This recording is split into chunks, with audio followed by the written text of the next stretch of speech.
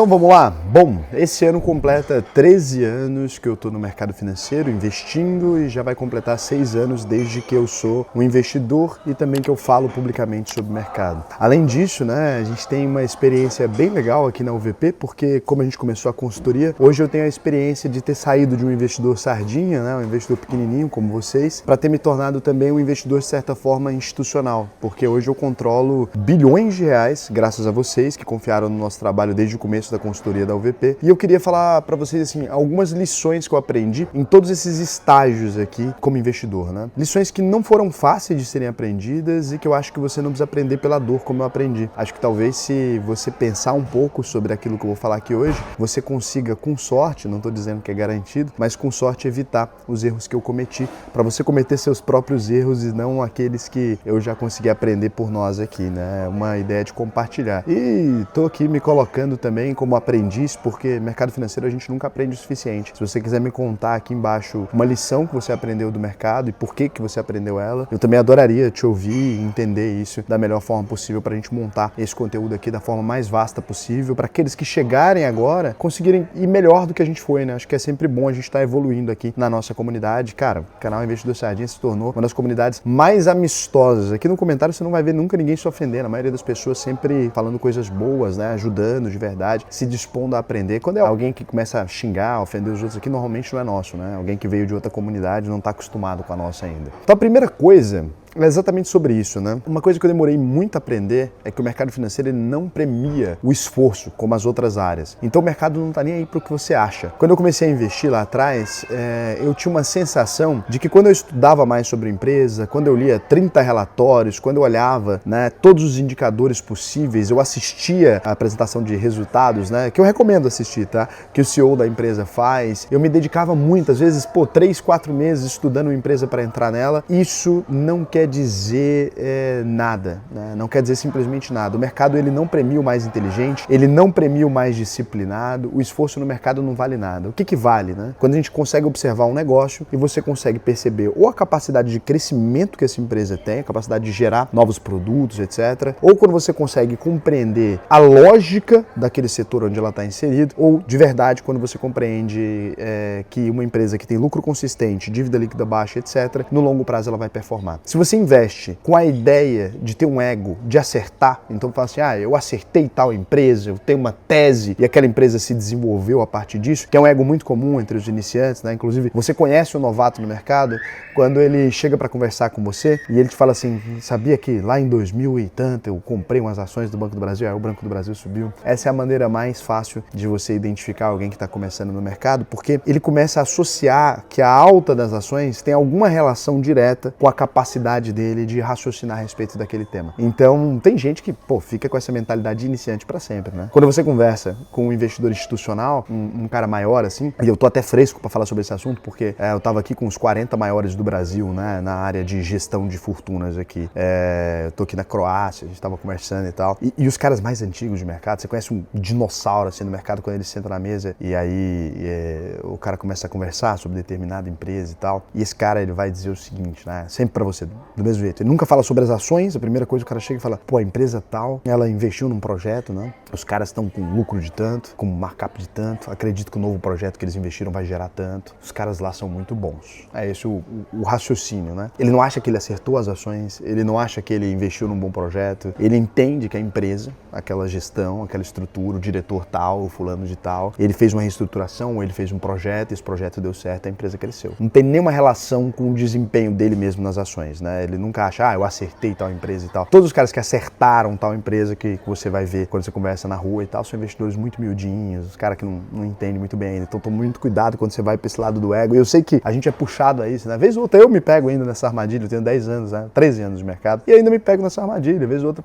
você acerta um negócio e fala, caraca, investir nessa empresa aqui no período certo, né? E você ignora todas as vezes que você investiu no momento errado. Então, bom conselho talvez, né? Olha mais pra empresa, tenta sair um pouco desse ego, porque se você você conta vantagem disso, quando ela cair, a responsabilidade vai ser sua também. Segunda lição aqui, das mais dolorosas também, é o barato pode ficar ainda mais barato, né? O investidor, ele vai ser um eterno arrependido. É assim, se você comprou uma ação barata e ela cresceu muito, você pensa que você vai estar feliz? Não, você vai falar, cara, deveria ter comprado mais. Se você compra uma ação barata e ela caiu, você vai falar, porra, poderia ter esperado mais. Então, dificilmente você deve comprar uma empresa somente porque ela está barata. Quando que você deve comprar uma empresa barata, então? Quando você olha para aquele barato que o preço pelo valor patrimonial ou pelo lucro da empresa, ele está muito baixo em relação à realidade daquele negócio. Então, por exemplo, a gente comentou sobre Bradesco lá atrás, não era sobre a empresa estar barata, não era sobre você ser um profeta, não era nada. Você está olhando para um banco que, porra, bilionário, faz muito dinheiro, etc. E as ações daquele banco estão sendo cotadas a um valor que não faz muito sentido. Então, aquilo tende a se corrigir. Se você comprar esse barato, olhando para a receita, olhando para o lucro, etc., é muito bom. Qual barato é ruim? Aquela ação que caiu, uns falam, cara, caiu e ela estava em tal patamar, ela tende a voltar aquilo. Quando você olha para a ação e não para a empresa. Então, lembra que todo barato pode ficar ainda mais barato. Às vezes está barato, mas dá para piorar. Então, não entra em empresa porque caiu, tá? Se você não entraria nela em boas condições, não vale a pena entrar porque caiu. Agora, se entrar em boas condições e caiu, aí é promoção, meu amigo. Tá bom? Sabe separar essas duas coisas aqui. Acho que é uma das coisas fundamentais que eu aprendi nesse período de mercado, assim. Terceira coisa. Notícia boa em ativo ruim é armadilha. Notícia ruim em empresa boa é armadilha também. Então, assim, começou-se um boato de que tal empresa vai fazer um turnaround. Posso dar um exemplo específico? Desculpa aqui ao Ike Batista, não tenho nada contra você, inclusive já te chamei para uma entrevista. Eu acho que você tem muito a ensinar para o Brasil, apesar dos seus erros, que você mesmo disse que são seus erros, né? Não sou ninguém para te ensinar, você fez coisas muito mais incríveis que eu. Mas vamos lá. Quando aconteceu um boato, não foi nem ele que inventou, né? Mas começou-se um boato sobre uma possível recuperação da MMX. Isso agora, 2021, se não me engano, 2020. Começou um boato de que a MMX, uma empresa que já estava parada há anos, que só nem tinha operação mais, basicamente tinha um terreno. Começou-se um boato que essa empresa tinha feito um contrato, que ela ia voltar para o mercado, que sei lá o quê, que o Ike Batista tinha costurado uma história. Ele mesmo nunca confirmou. E aí a ação começou a se valorizar, as ações de MMX. Essa é a história recente, tá? Tô contando para vocês por isso. Então, vários boatos de turnaround, vários boatos de que a empresa estava se recuperando, etc. Obviamente,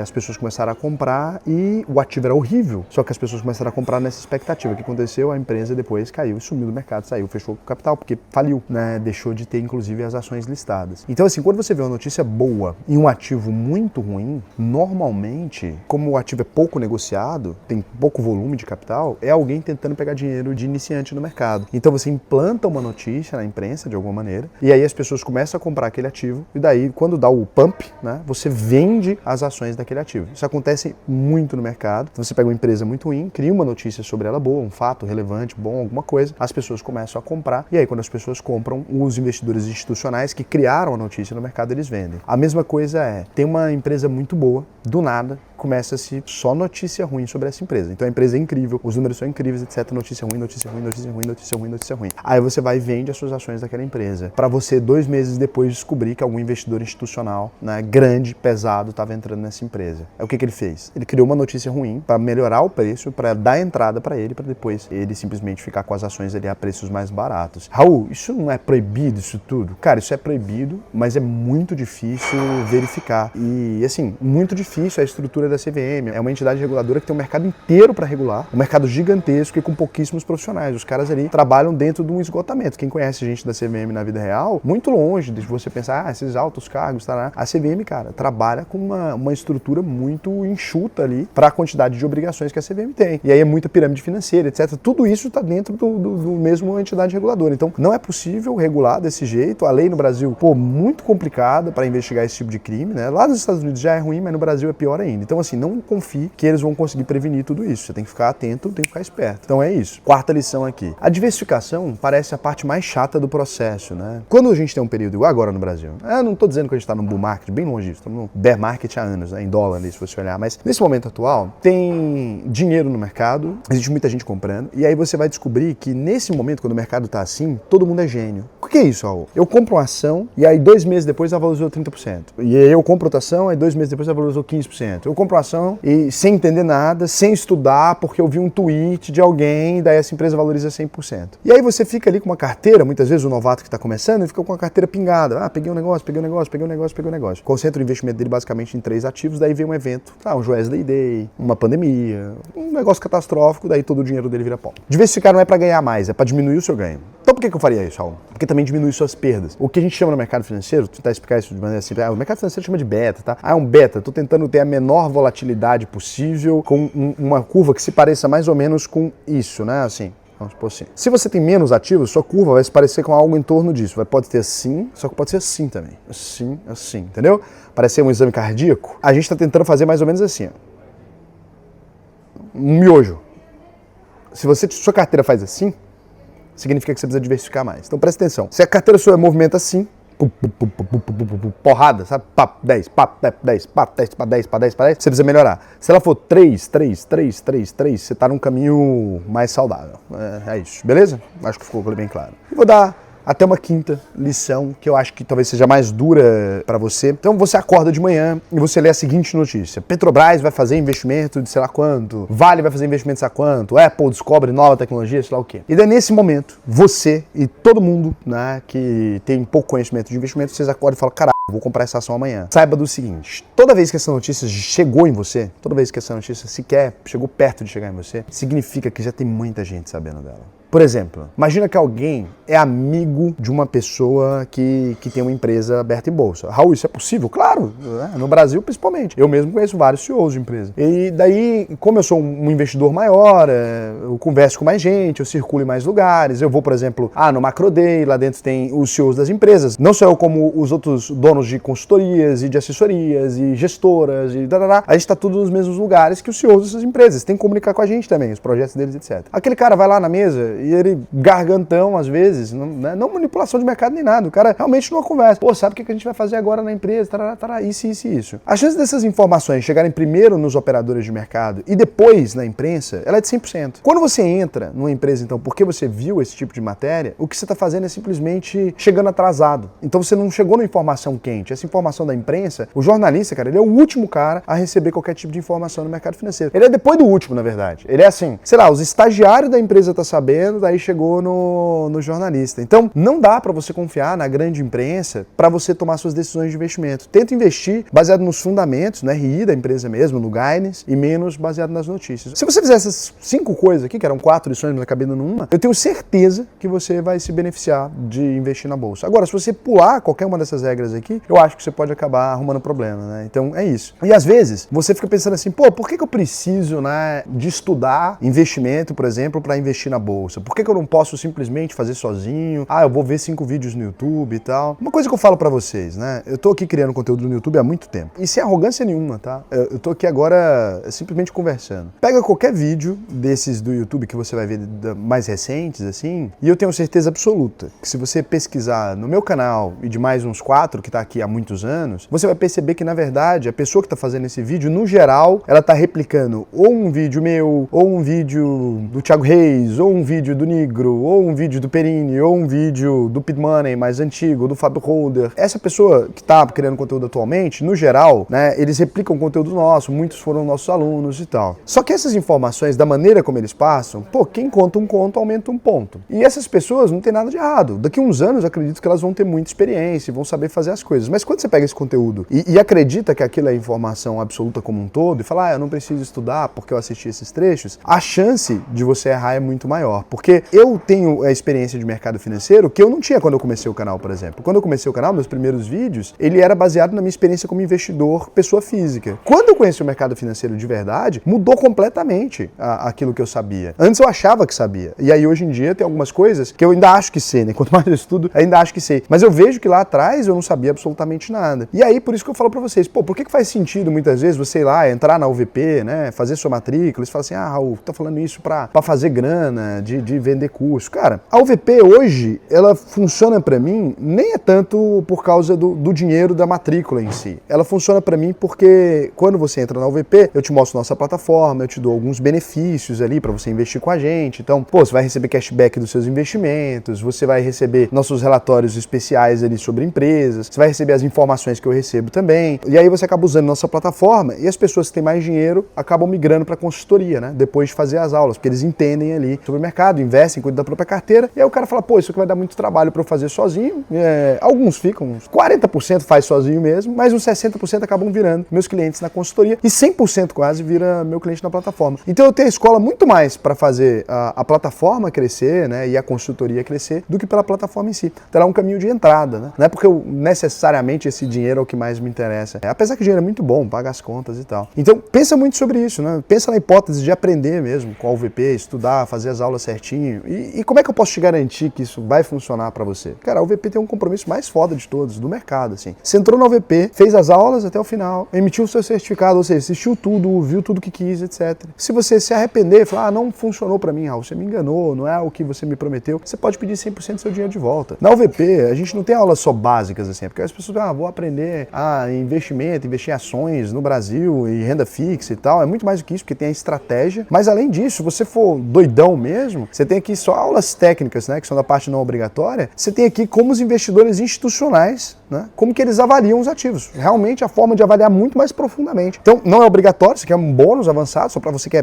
quer estudar mesmo, quer ter a cabeça. Então vai lá, entra lá na UVP que eu tenho certeza que vai fazer muito sentido para você. Eu te garanto, né, é uma garantia da UVP, eu te garanto que vai fazer muito sentido para você. Beleza? Não leva essa de, eu não preciso estudar, eu sou sabichão demais, tem tudo de graça na internet. Não tem, né? O que tem na UVP, primeiro que a plataforma já não tem de graça. Você não pode nem virar cliente da plataforma se você não for um aluno. Então, já cai por terra esse argumento, né? Deixa eu ver aqui o que estão comentando. A Jeca falou, a Croácia está abrindo alguma condição especial para empresas financeiras e investidores da América Latina? Não, a gente veio aqui só fazer farra mesmo. O que será que o BTG viu na empresa para comprar 7% dela? Da Melius? Viu a estratégia, né? Eu falo que eu sou parceiro do BTG, mas não tem nada a ver com eles. Eu, inclusive, discordo radicalmente dessa decisão. Ideia idiota, né? Comprar a Melius. Cara, muitas vezes o BTG ganha dinheiro, né? Nessas especulações, nesse crescimento. Se as pessoas especularem com a Melius, o BTG ganha dinheiro pra caralho. Por quê? Porque ela vai fazer novas ofertas. Adivinha quem vai fazer as novas ofertas? O BTG, né? Então, meus interesses e o do BTG, nesse caso, não estão alinhados, né? É o que eu falo pra vocês, eu não tenho problema nenhum em criticar o BTG naquilo que eu acho que devo, né? Por exemplo, esse caso, acho ganhando dinheiro de bobo. Aí é bom, né? É um banco, né? O banco é feito pra isso. O quanto Melius deveria lucrar por ano pelo valor que vale? Nada, né, cara? Porque agora ela é uma empresa de comprar Bitcoin.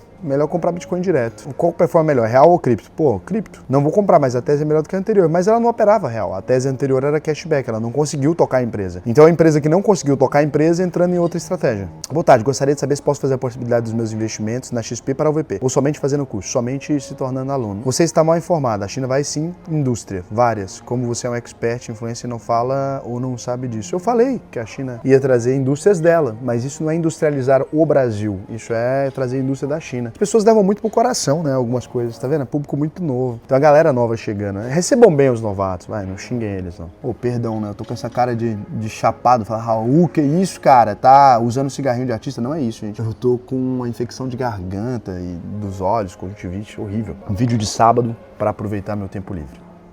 Obrigado para vocês, de verdade, a gente estava aqui no prêmio e eu fiquei pensando, né, na jornada que a gente teve até aqui. Quantas pessoas confiaram, não só na UVP, como no canal Investidor Sardinha e tal. Eu sei que eu não sou muito de falar essas coisas aqui, mas eu sou muito grato a vocês, porque apesar de eu ter sido ali um sonhador no começo, né, nunca pensei que a gente ia conseguir fazer a plataforma e tal. Foi vocês que fizeram isso, né. Pô, eu sou meio chato, né, de primeiro contato e tal, não sou aquele cara muito simpático, muito carismático. Eu vejo canais aqui no YouTube que crescem 10 vezes mais rápido do que eu. Mas eu garanto que eu sou mais esforçado, né? Pode ver lá, acho que em todos esses anos eu publiquei 2.800 vídeos, gente. Pô, todo dia, né? Foda.